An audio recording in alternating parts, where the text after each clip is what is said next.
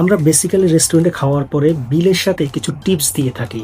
মানে সম্মান দেখিয়ে আমরা আমাদের ক্রেডিটের জন্য আমরা কিছু টিপস দিয়ে থাকি যারা আমাদেরকে খাবার সার্ভ করে, মানে ওয়েটার যারা রয়েছে তাদেরকে আমরা কিছু টিপস দিয়ে থাকি। কিন্তু আপনি কি জানেন জাপানে টিপস দেওয়াটা একটা অসম্মানজনক কাজ। জাপানের কোনো রেস্টুরেন্টে আপনি খাওয়ার পরে যদি কিছু টিপস দিতে চান তাহলে ওই রেস্টুরেন্টের ওয়েটাররা সেটাকে অপমানজনক মনে করে। তারা মনে করে রেস্টুরেন্টে খাবার সরবরাহ করা এটা তাদের দায়িত্ব। সো আপনি যদি খুশি হয়ে তাদের কোনো টিপস দিতে চান তারা তো সেটা নিবেই না, উল্টা আপনার উপর অসন্তোষ হবে, কারণ তারা মনে করে আপনি তাকে অপমান করছেন। শুধু তাই না, আপনি জাপানের রেস্টুরেন্টে কোনো কিছু কিনে বাইরে গিয়ে হাঁটতে হাঁটতে খেতে পারবেন না। হাঁটতে হাঁটতে খাওয়াটাকে ওরা মনে করে অভদ্রতা।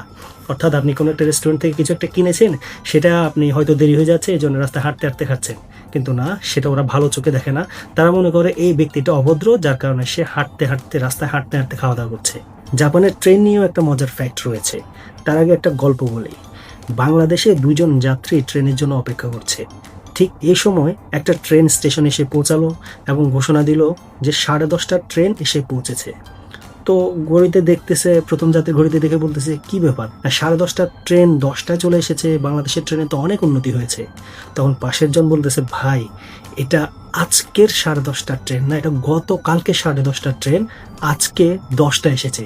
তার মানে গতকালকে 10:30টার ট্রেন আজকে 10টায় এসে পৌঁছেছে। জাপানের ট্রেন যদি মাত্র কয়েক সেকেন্ডও লেট করে তাহলে কর্তৃপক্ষ সাধারণ যাত্রীদের কাছে ক্ষমা চায়।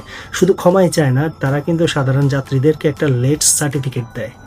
চিন্তা করে দেখুন যদি এই ঘটনাটা বাংলাদেশে ঘটতো, যে কয়েক সেকেন্ড দেরি হয়েছে এর জন্য আমি ক্ষমা চাচ্ছি কিংবা লেট সার্টিফিকেট দিচ্ছি।